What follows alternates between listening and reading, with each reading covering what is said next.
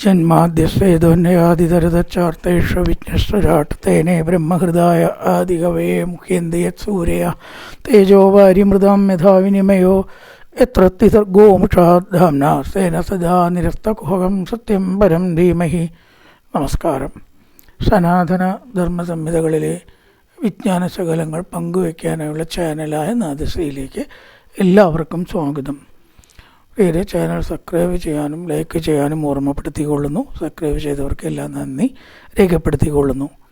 ശ്രീമദ് ഭാഗവതത്തിൽ തൃതീയ സ്കന്ധം 20-ാമത്തെ അധ്യായം സൃഷ്ടിയെ വർണ്ണിക്കുന്നതിലിടയ്ക്കാണ് സന്ധ്യയുടെ വർണ്ണന വരുന്നത്.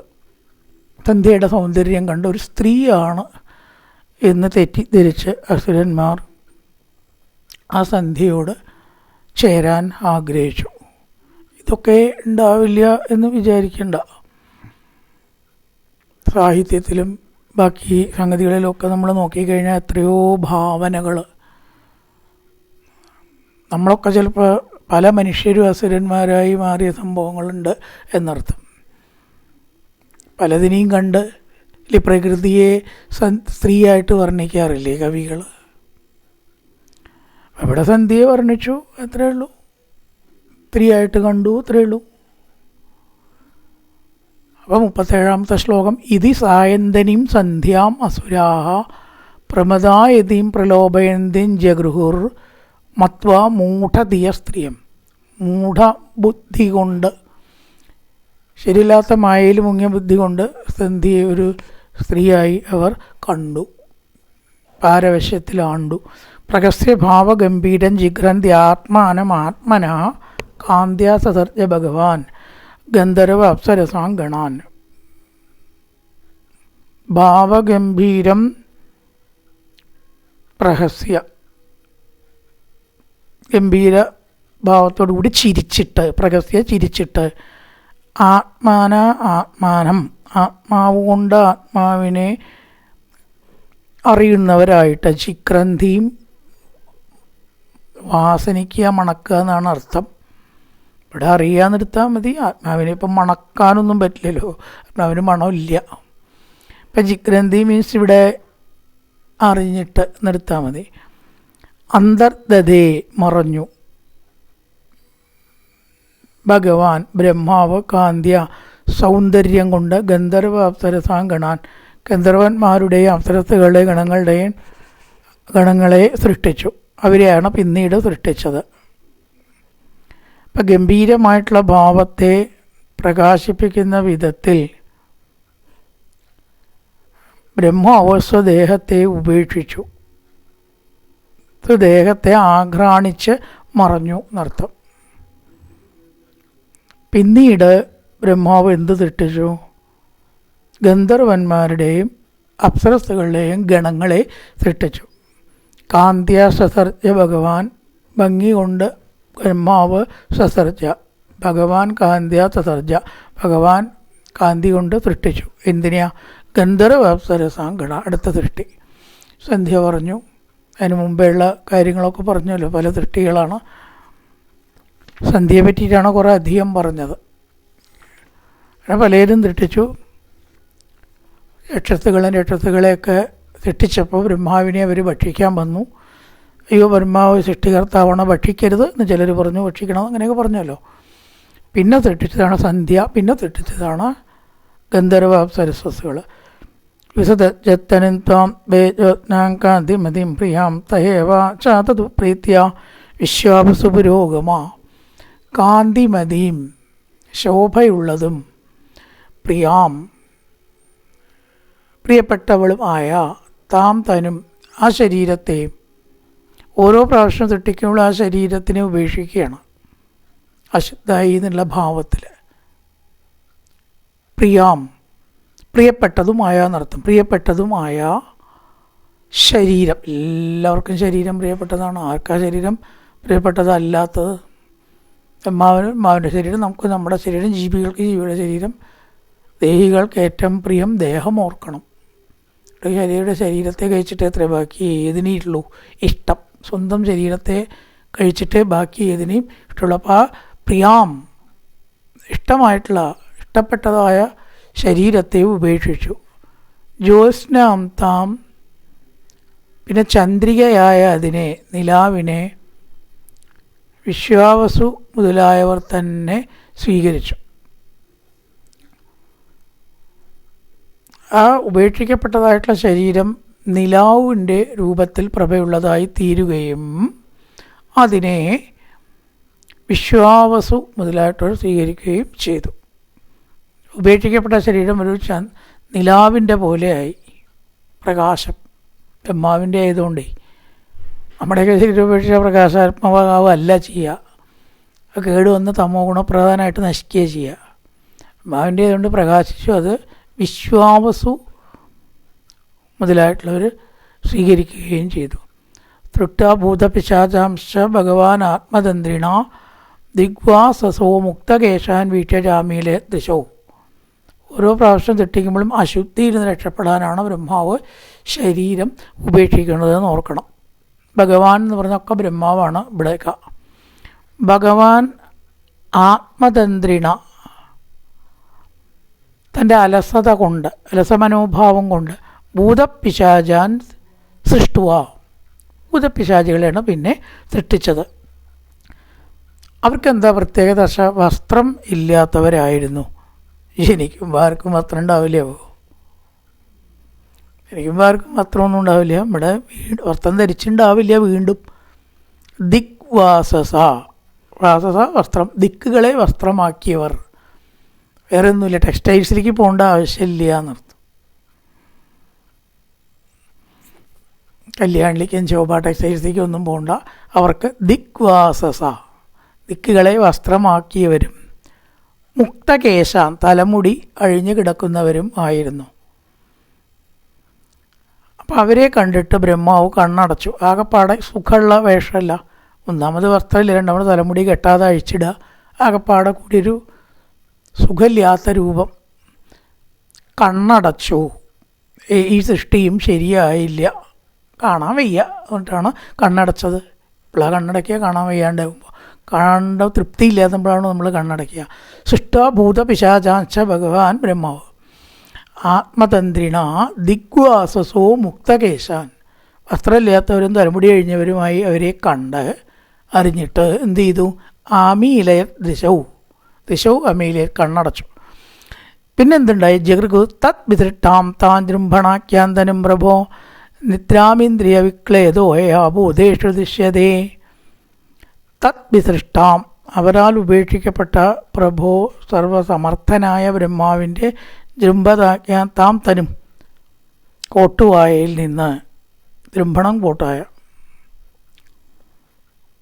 ഭൂതപ്രേതാദികൾ ഗ്രഹിച്ചു. ആ കോട്ടുവായകളെയൊക്കെ ഭൂതപ്രേതാദികൾ സ്വീകരിച്ചു. നേരത്തെ നിലാവിനെ ഭൂതാങ്കിരസുകൾ സ്വീകരിച്ചു എന്ന് പറഞ്ഞ പോലെ വിശ്വാവസു സ്വീകരിച്ചു എന്ന് പറഞ്ഞു. വിശ്വാവസു ശരീരത്തിലത്തെ പ്രകാശത്തെ സ്വീകരിച്ചു എന്ന് പറഞ്ഞു. വിശ്വാവസു പുരോഗമാ. അതേപോലെ ഇവിടെ ഭൂതഗണങ്ങളാണ് അലസതകൾ സ്വീകരിച്ചത്. ജൃംഭണം കോട്ടുവായ ശരീരം, ജൃംഭണം, നിദ്ര, ഉന്മാദം, തന്ത്ര, അതൊക്കെ ഉറക്കവും തമോ ഗുണമായിട്ട് ബന്ധപ്പെട്ടതാണ്. അതിനെ ഭൂതപ്രേതാദികൾ സ്വീകരിച്ചു. ഇന്ദ്രിയ വിക്ലേദ, ഇന്ദ്രിയങ്ങളുടെ ക്ഷീണം ഉള്ളതാണ് ഇതൊക്കെ. ജഗൃത വിതൃട്ടാന്താൻ ജൃംഭണാഖ്യാം, കോട്ടുവായ, ജൃംഭണാഖ്യാന്തനും പ്രഭോ നിദ്രാമിന്ദ്രിയ വിക്ലേദോ, ഉറക്കം, ആലസ്യം മുതലായവ ഭൂതേഷു ദൃശ്യതേ, ഭൂതേഷു ദൃശ്യതേ, ഭൂതഗണങ്ങൾ സ്വീകരിച്ചു. ഏനോച്ഛിഷ്ടാൻ ദർശയന്തി തന്മാദം പ്രചക്ഷതേ, ഏന ഉച്ഛിഷ്ടാൻ ദർശയന്തി, യാതൊന്നിനാൽ ഉച്ഛിഷ്ടന്മാരെ ആക്രമിക്കുന്നുവോ അതിനെ എന്നർത്ഥം. ആ പ്രാണികളെ ഭൂതാദികൾ ബാധിക്കുന്നുവോ, ഏതൊരു ദോഷത്തിൻ്റെ ആവേശം നിമിത്തം പ്രാണികൾ വിസർജിക്കുക, ഛർദ്ദിക്കുക, മലമൂത്രാദികൾ മുതലായിട്ട് ഇതൊക്കെ ചെയ്യുന്നുണ്ടോ, അവയെ ഭക്ഷിക്കുകയും ചെയ്യുമ്പോൾ ആ പ്രാണികളെ ഭൂതാദികൾ ബാധിക്കുന്നുവോ, അവയെ വിദ്വാൻമാർ ഉന്മാദം എന്ന് പറയുന്നു.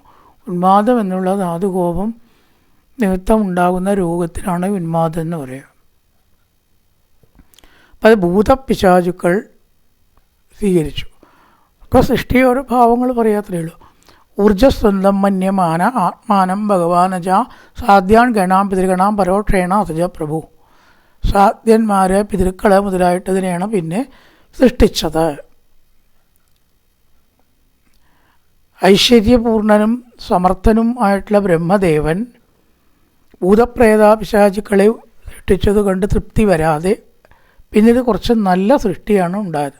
സൃഷ്ടി നോക്കിയാൽ നല്ലതും ഉണ്ടാവും ചീത്തയും ഉണ്ടാവും, രണ്ടും ഉണ്ടാവും. അതിനെ ഇടകലർന്നിട്ടാണ് നല്ലതും ചീത്തയാണ് സൃഷ്ടിയിൽ, അങ്ങനെയുള്ള ലോകം ഉണ്ടാവുക. പിന്നെ പിതൃക്കൾ സാധ്യന്മാർ അവരെയൊക്കെ സൃഷ്ടിച്ചു. ദേവന്മാരിലൊരു ഭാഗമാണ് ഈ സാധ്യന്മാർ. അവരെയാണ് പിന്നീട് സൃഷ്ടിച്ചത്. ആത്മസർഗന്ധങ്കായം പിതരം പ്രതിഭേതിരേ സാധ്യേഭ്യശ്ച പ്രതിഭ്യശ്ച കവയോ വിധിന്വതേ. ആ പിതൃക്കൾ ആത്മസർഗം തം കായം തങ്ങളുടെ സൃഷ്ടിച്ചതായിട്ടുള്ള ശരീരത്തെ സ്വീകരിച്ചു. യത് കവയ അതിനെ അറിവുള്ളവർ സാധ്യേഭ്യശ്ച പിതൃക്കൾക്കും വിധന്വതേ ശ്രാദ്ധാദി നടത്തുന്നു. അത് ശ്രാദ്ധാദി കർമ്മങ്ങളെ പിതൃദേവഗണങ്ങളെ ഉദ്ദേശിച്ചിട്ടാണ് കർമ്മകുശലന്മാരായിട്ടുള്ള വിദ്വാൻമാർ നടത്തുന്നത്. പിതൃക്കൾക്കാണല്ലോ ശ്രാദ്ധം ഊട്ടുന്നത്. അപ്പോൾ സാധ്യന്മാരും പിതൃക്കളും പൊതുവെ നഗ്നദൃഷ്ടികൾക്ക് കാണാൻ കഴിയുന്നവരല്ല, ഭാവപ്രധാനന്മാരും ആകയാൽ അവർക്കായിട്ട് കവ്യകവ്യങ്ങളെ നമ്മൾ ഭാവനാപൂർവം സമർപ്പിക്കുന്നു. ഭാവനാപൂർവം സമർപ്പിക്കുന്നു എന്ന് പറഞ്ഞാൽ സങ്കല്പമാണ് ഈ പൂജകളും പിതൃകർമ്മമൊക്കെ. സങ്കല്പമാണ്. അവിടെ എത്തിക്കുന്നു എന്ന് നമ്മൾ വിചാരിക്കുകയാണ് സത്യത്തിൽ. അത് സങ്കല്പമാണ്. അല്ലാണ്ട് ഇവിടെ കൊടുക്കണ ഭക്ഷണം എങ്ങനെയാണ് യഥാർത്ഥത്തിൽ മറ്റൊരു ലോകത്തെത്തുക? ഇവിടെ കൊടുക്കണ ഭക്ഷണം ഇവിടെ തന്നെ എത്തുള്ളൂ. അത് ശരിക്കും വേറെ സ്ഥലത്ത് എത്തുന്നുണ്ടോ?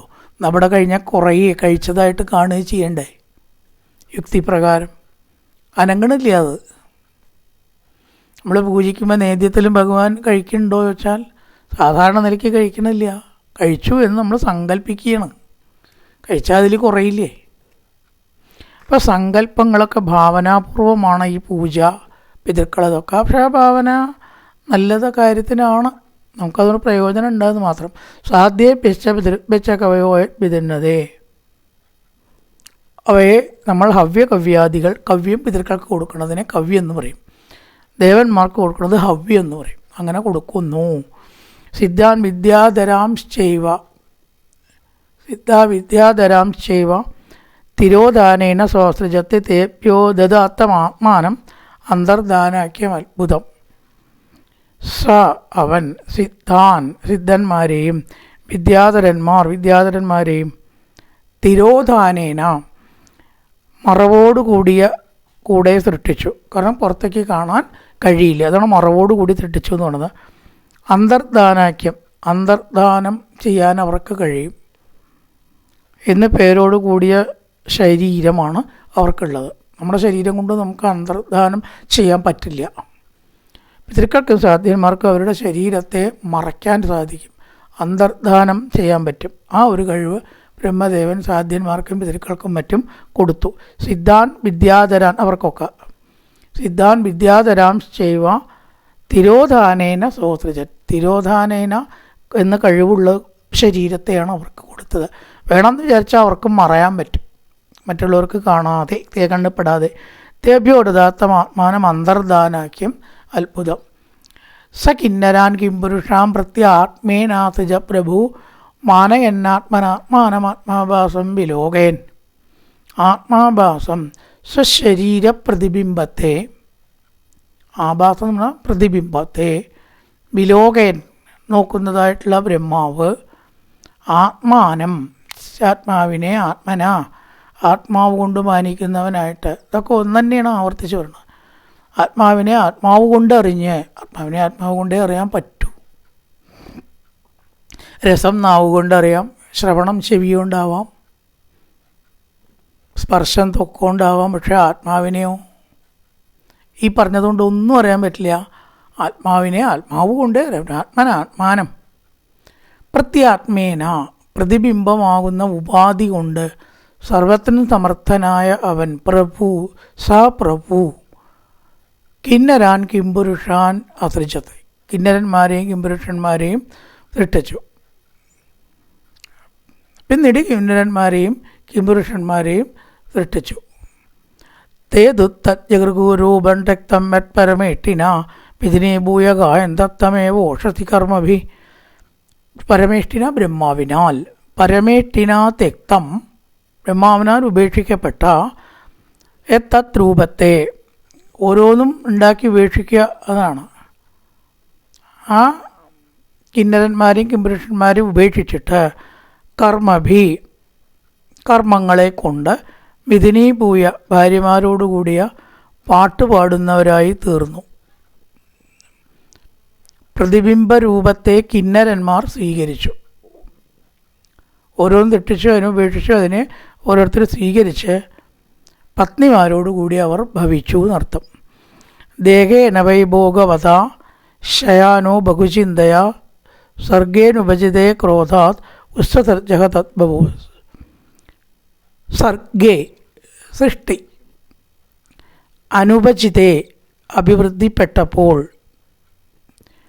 ഭോഗവതാ ദേഹേന സ്ഥൂലശരീരത്തോടുകൂടി, ബഹുചിന്തയാ ശയാന ബഹുചിന്തയോടുകൂടി കിടന്നിട്ട്, ചിന്തയാ ശയാന ചിന്തയോടുകൂടി കിടന്നിട്ട്, ക്രോധാധിക്യത്താൽ ആ ശരീരത്തെ ഉപേക്ഷിച്ചു. ഓരോന്ന് സൃഷ്ടിക്കുക, ആ ശരീരത്തെ ഉപേക്ഷിക്കുക, പുതിയ ശരീരം കൊണ്ട് പിന്നെ സൃഷ്ടിക്കുക. ഇങ്ങനെയാണ് സൃഷ്ടിയുടെ സമ്പ്രദായം വർണ്ണിക്കുന്നത്. അപ്പോൾ സൃഷ്ടി അഭിവൃദ്ധിപ്പെടുന്നില്ല, അതാണ് ദേഷ്യവും സങ്കടമൊക്കെ വരുന്നത്. ഇത്ര ഇങ്ങനെ തെറ്റിച്ചു, പിന്നെയും തെറ്റിക്കുക, പിന്നെയും തെറ്റിക്കുക, അതിന് എവിടെ അവസാനം? അവരിൽ കൂടെ അത് വളരണം, അപ്പോഴേ ബ്രഹ്മാവിന് സമാധാനമുള്ളൂ. വംശാനുവർത്തനമായിട്ട് അത് വളർന്ന ബ്രഹ്മാവിന് വെറുതെ ഇരിക്കാം. അത് സാധിക്കണില്ല, അത് ദേഷ്യം വന്ന് സർഗേനുപജിതേ സൃഷ്ടി വർണ്ണിക്കാതിരുന്നപ്പോൾ ദേഷ്യം വന്നു. ക്രോധാൽ ഉസ്തജഗ തദ്ബഭൂ, അപ്പോഴും തൻ്റെ ശരീരത്തെ ഉപേക്ഷിച്ചു. ഏഹി എന്താമുദക്കേശാഹയത്തേങ്കജജ്ഞിരേ സർപ്പാപ്രസർപ്പത ക്രൂരാനാഗാവോ ഗോരുഗന്ധര. അംഗാഭിതുര എന്ന് വിളിക്കുകയാണ്. അമുത ഉപേക്ഷിക്കപ്പെട്ട ശരീരത്തിൽ നിന്ന് കേശ തലമുടികൾ അഹീയന്ത അഴിഞ്ഞു കിടക്കുന്നതായിട്ടുണ്ടായി. ഉപേക്ഷിക്കപ്പെട്ട ശരീരത്തിൽ നിന്ന് അഴിഞ്ഞു കിടക്കുന്ന തലമുടികൾ അവിടെ ഉണ്ടായി. തേ അഹയ, അഹ എന്ന് പറഞ്ഞാൽ പാമ്പാണ്, അഹയ, ആ തലമുടികൾ പാമ്പുകളായിട്ട് മാറി. സൃഷ്ടിയെ പറ്റി വർണ്ണിക്കുകയാണ്, അത്രയേ ഉള്ളൂ. പ്രസർപ്പത, അവ വേഗത്തിൽ ഇഴയുന്ന സർപ്പങ്ങളായിട്ട് മാറി. പ്രസർപ്പത ഇഴയുന്ന സർപ്പങ്ങളായിട്ട് മാറി. ഏഹി എന്താ മുദക്കേശ അഹയസ്തയങ്ക ജജ്ഞിരേ, അഹി പാമ്പ്, ആ ശരീരത്തിൽ നിന്ന് തലമുടികളിൽ കേശ പാമ്പുകളെ സൃഷ്ടിച്ചു, ഇഴയുന്നവരായിട്ട് തീർന്നു. സർപ്പാ പ്രസർപ്പത ക്രൂര നാഗ ഭോഗോരു ഗന്ധര. ഐകൾ, സർപ്പങ്ങൾ, നാഗങ്ങൾ എന്നിവ സർപ്പങ്ങളുടെ ഓരോരോ ജാതികളാണ്.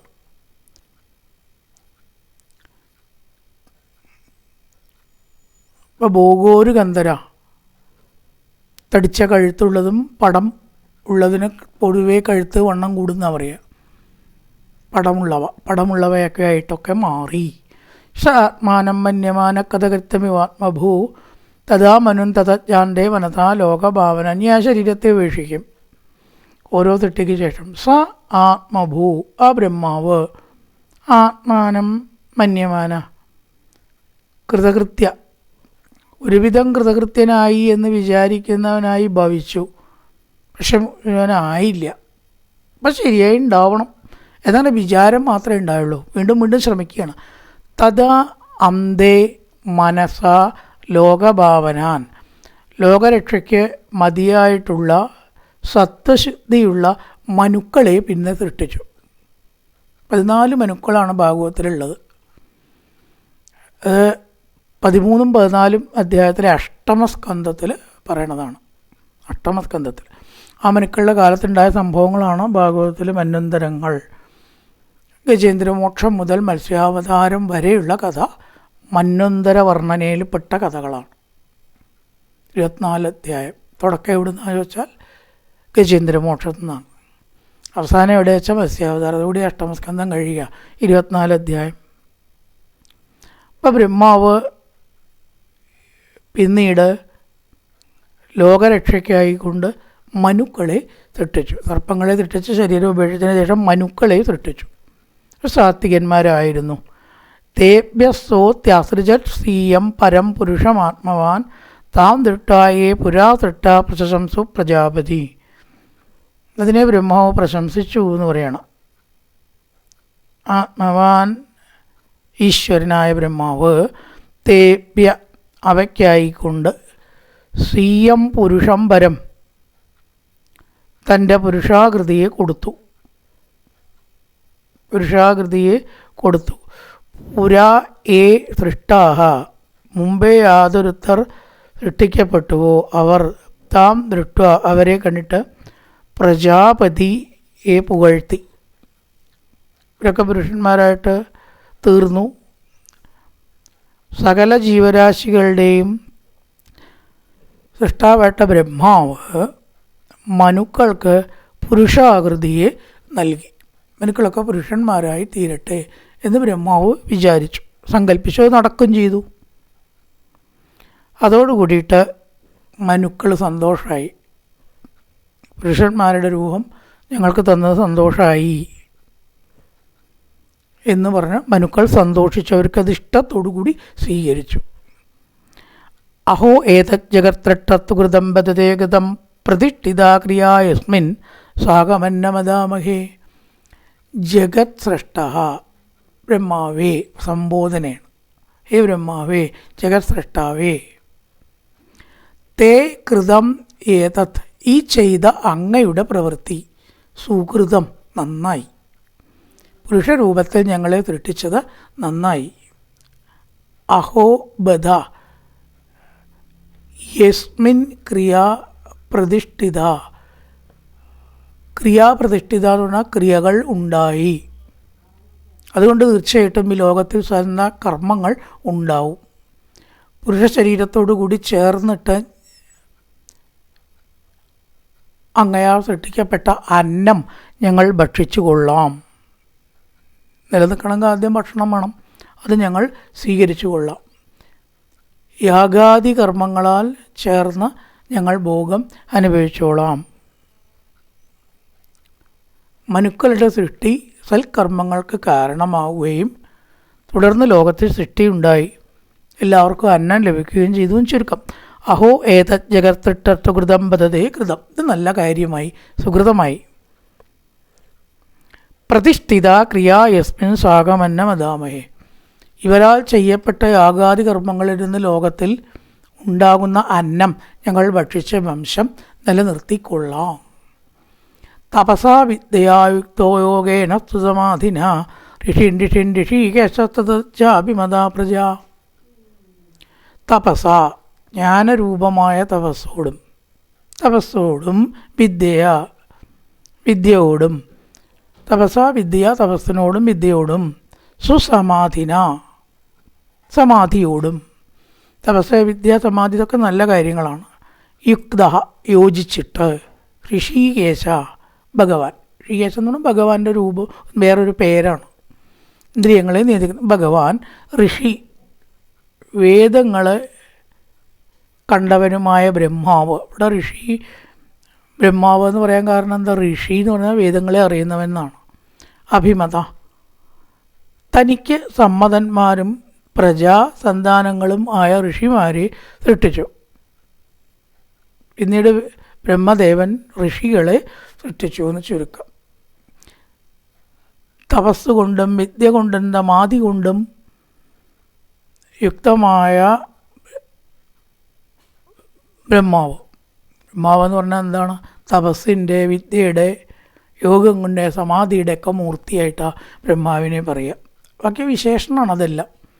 തപസാ വിദ്യയായുക്തോ യോഗേന തുതമ. യുക്തോ എന്ന് ഋഷിയുടെ കൂടെ ചേർക്കണം. തപസാ വിദ്യയാ യോഗേന സമാധിനാ യുക്തോ ഋഷി. ഈ പറഞ്ഞ കാര്യങ്ങളോട് കൂടിയ ഋഷി ബ്രഹ്മാവ്. ഋഷി ബ്രഹ്മാവ്. ഋഷികേശ സുതർജാഭിമത പ്രജ. ആ ബ്രഹ്മാവ് പിന്നീട് ഋഷിമാരെ സൃഷ്ടിച്ചു. മനുക്കളെ സൃഷ്ടിച്ചു. പിന്നെ ഋഷിമാരെ സൃഷ്ടിച്ചു. തേഭ്യ ചേകേകശസ്യ ദേഹസ്യ അംശമദാദജ എത്തത് സമാധി യോഗർത്തി തപോ വിദ്യാ വിരക്തിമത്. അവിടെ അധ്യായം കഴിയുകയാണ്. ഇപ്പം എന്താ ഇനി ഒടുവിൽ ചെയ്തത്? സമാധി യോഗർത്തി തപോ വിദ്യാ വിരക്തിമത്. ഒന്നുമില്ല, ഈ പറഞ്ഞ കാര്യങ്ങളെയൊക്കെ ആൻഡ് എന്ന് വെച്ച് കൂട്ടിച്ചേർത്തു. ഇത്രയേ ഉള്ളൂ ഇംഗ്ലീഷിൽ പറയാച്ചാൽ. എന്തൊക്കെയാ? സമാധി, യോഗം, തപസ്, വിദ്യ, വിരക്തി, ഇവയെല്ലാം. സമാധി യോഗർത്തി തപോ വിദ്യ വിരക്തിമത്. ശ്ലോകത്തിൻ്റെ അവസാന ഭാഗമാണ് വരിക. പക്ഷെ അർത്ഥം പറയുമ്പോൾ അത് ആദ്യം പറയണം. ആ ശരീരത്തെ, ഏത് ശരീരത്തെ? യോഗം, വൃത്തി, തപസ്, വിദ്യ, വിരക്തി മുതലായിട്ട് തുടങ്ങിയ ശരീരത്തെ, ശ്രേഷ്ഠമായിട്ടുള്ള ശരീരത്തെ ബ്രഹ്മാവ് എന്ത് ചെയ്തു? തേഭ്യ ഏകൈകശ അദാത് കൊടുത്തു. തൻ്റെ ശരീരത്തെ, ശ്രേഷ്ഠമായിട്ടുള്ള ശരീരത്തെ, ഈ പറഞ്ഞ കാര്യങ്ങളൊക്കെ ഉള്ള ശരീരത്തെ അവർക്ക് പകുത്ത് രണ്ടാക്കി കൊടുത്തു പറയാം. ജ്ഞാനം, ഉപാസന, വിരക്തി മുതലായിട്ടതെല്ലാം അടങ്ങിയ തൻ്റെ ശരീരത്തെ രണ്ടായിട്ട്, അതായത് ശരീരത്തെ കൊടുത്തു.